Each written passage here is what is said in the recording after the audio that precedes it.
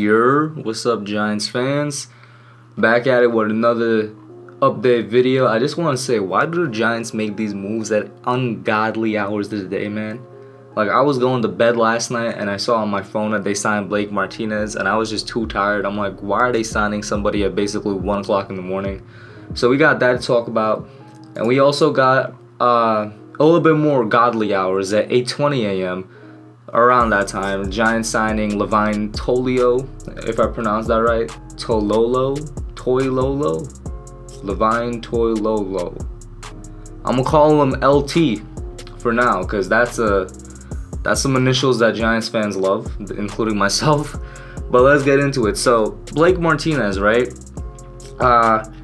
Now, my straight up first opinion on this is that I didn't want to sign Blake Martinez, but I'm not mad that we signed him because of the contract. Once again, it's another 3-year contract, so you have the ability to get out after 2. Kind of like that we're going this way with the contracts. I kind of like that Gettleman is going with that, so that, you know, it's kind of foolproofing yourself and the players for if they don't work out, so you get out very easily. But also, this is a very cheap contract. It's $10 million a year, so 3 years, $30 million. So, you know, definitely below the market price of what I thought any team would have signed him for. Blake Martinez was definitely one of the top middle linebackers out there because, you know, he was probably the best one out there in terms of run stuffing, in terms of tackling. Of course, he did lead the NFL in tackling, you know, most tackles made throughout the entire league just a couple of years ago. He was the head or the center of the Packers defense for the 4 years he was there. Listen, to put it simple and to put it short, Blake Martinez was one of the top linebackers out of the market, top middle linebackers at least. I definitely thought he would command something around $15 million a year, maybe even more. But we got him for $10 million a year on 3 years. That is absolutely a discount price. I don't know if you guys realize that, and that's why I can't be mad at the signing. And the reason I didn't want him is because all he is an elite run defender. All he is a tackling machine. But he's horrid in the passing game. He's not going to be somebody you want out there in passing sets in what is currently mostly a passing league. You know what I mean? Like, we needed somebody to come in. We needed a middle linebacker to come in if we were going to sign one. And obviously, you guys know I wanted Kyle Van Noy, but nah, you know, he's taken by the Dolphins, I think. My second choice would have been Corey Littleton, but I have no idea what the price he is going to command. Maybe that's why they went with Blake Martinez, or maybe he just didn't want to come to the Giants. And the reason I'm looking at those guys is because they're versatile, because they can both, you know, play the middle linebacker position and also rush the pass a little bit. But they're also really good in, you know, pass defenses. They're really good in coverages. They can cover their tight ends if they need to. You know, they can cover their running backs out the backfield, you know, in passing coverages if they need to, along with stopping the run. And Blake Martinez is, don't get it wrong, don't get it twisted, he is an elite run defender. You just don't stumble your way into leading the league in tackles by accident. You know, he is one of those great players to have on your team, probably one of the best middle linebackers out there in the entire league. But, you know what, maybe top 10, but he just cannot play pass coverages, man, and that is not what the Giants needed. We didn't need to sign a middle linebacker that is, you know, terrible in pass coverage, because for years now, we needed to get somebody to prevent us from getting continuously torched by tight ends and running backs, and, well, we still don't have that. Now then, that's not to say that Blake can't learn that, because the dude is very young. He's 26. He's going into his prime. I believe Bradbury was also around the age of 26. They're both going into their prime right now. And it's not like the dude is 10 years into his NFL career. Nah, he can definitely... I have faith that our coaching staff can teach him, you know, a little bit more, can help him learn a bit more, and it can help him improve in the pass coverages. So maybe that's definitely a thought process that they have going, because he is very young. And I can't be mad because of the contract, and also because, let's say we don't get a deal worked out with Leonard Williams, you know, just thinking very far into the future here. If we don't get a deal worked out with Leonard Williams, I have faith that Blake Martinez is going to clean up and cover up whatever extra run defense is lost if we let go of Leonard Williams, because he's really good in that area. So if we just think about our defense for, you know, one half of it right now, because, you know, half of it is defending pass, half of it is defending run. In terms of defending the run, we're really strong there right now. I mean, we've always had a strong defensive line. It was the strongest part of our defense, and the defensive line really took care of most of the running game and, you know, most of the cleanup tackles and whatnot. Now we have a linebacker in Blake Martinez, and even in fact David Mayo. You see, now this was another reason. David Mayo, I'm not comparing him to Blake Martinez, but the way he plays and what he does on the field is a lesser version of Blake Martinez at a fraction of the cost, because Mayo's making what, like $8 or $9 million over 3 years or something like that. I forgot what the contract was. Whatever it was very cheap. And Mayo is just a lesser version of Blake Martinez. He's a linebacker that's good at tackling, great at run defense, not that good in pass defenses. And, you know, he showed his stuff last year. Blake Martinez is exactly that. He's great at tackling, absolute tackling machine. Great at run defense, you won't really get past them. Not that good in pass defense, you can definitely get past them there. So that's another reason I didn't really want a Martinez or anybody like him. But once again, I'm going to go back to, we have a very strong coaching staff, at least on paper. We haven't seen them in action yet.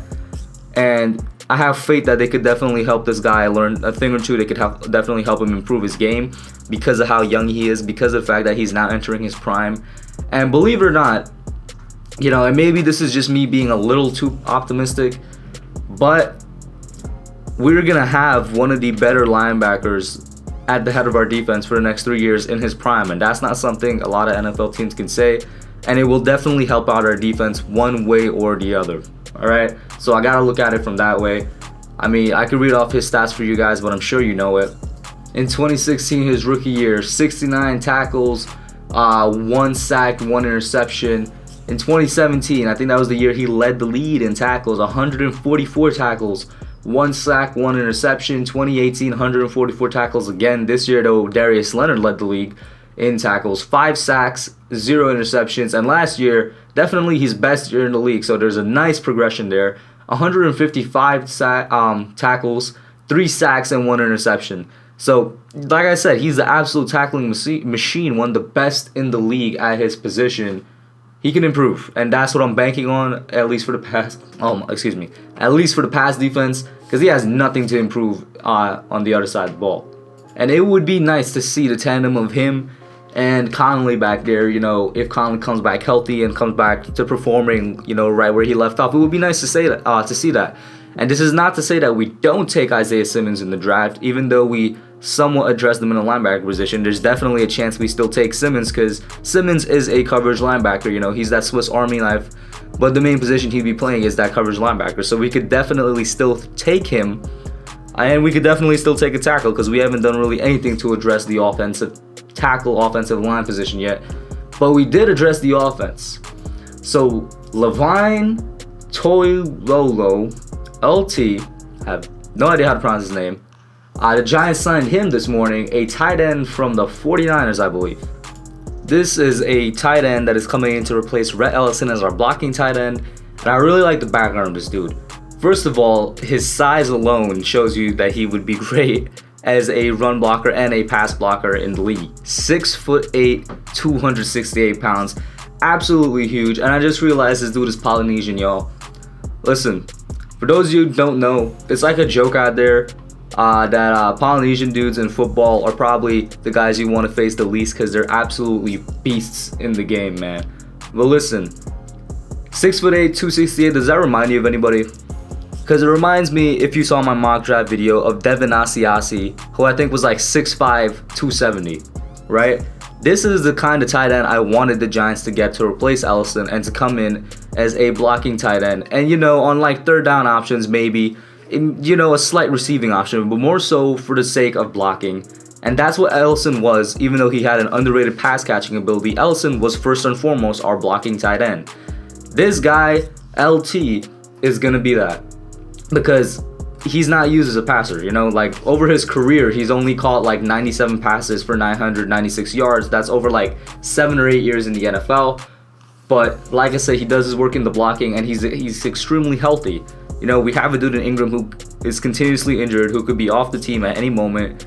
Well, Levine definitely has pristine health, you know. He played all 16 games 5 times in his career and appeared 15 and 13 games in his other 2 seasons. So he's only missed 1 game in 1 season and 2 games in the other, 3 games in the other, but for the most part he's played full healthy seasons. And I'd like to see how he performs here. He's relatively good in run blocking, he's alright in pass blocking. I definitely think he can improve, and he's going to replace that blocking ability from Ellison nicely. I have no problem in them signing this guy. Now then, we do have like basically 3 other tight ends on the depth chart right now. Obviously, Evan Ingram being the first one. Caden Smith, a nice receiving option, a nice tight end. He has good size. Maybe he could have some blocking ability to him, who knows. But last year, he definitely showed out a little bit with the injury of both Ellison and Ingram. We also have CJ Conrad still on the team. A guy that last year I talked about in, undrafted free agent, who showed a lot of potential in his college days, who showed a lot of potential. Maybe he could come in for the Giants and be one of our future options at receiving and blocking, but he never really saw the field, and now we have LT over here. So I don't know if we're going to roll into the season with 4 tight ends. My guess is we're going to roll in with 3 again, and it might be Conrad who's left out again. Maybe he's cut, I don't know. Maybe sometime down the line we actually trade Ingram and then we roll in with these 3 guys. Whatever the case is, he's our new blocking tight end, and there's one interesting thing. The contract terms are not released yet. I'm just going to assume it's going to be the league minimum or like very little above that, because LT has been a backup for most of his career. You could tell by the stats that I read off to you guys, and he's really just a blocking tight end. I don't see any reason to give him above league minimum. But at this point, I think we're going to start actually spreading out the money like the front office said they would, like I hope they would, because we've had 2 big signings in Blake Martinez and in James Bradbury. I really don't expect another big signing for 2 reasons. One, we don't really have the cap space left for a big signing. I don't know the official number, but it's below 20 million, I believe. And or is it below 20 million? It's right around 20 million. Whatever the case is, we don't have enough for another big one.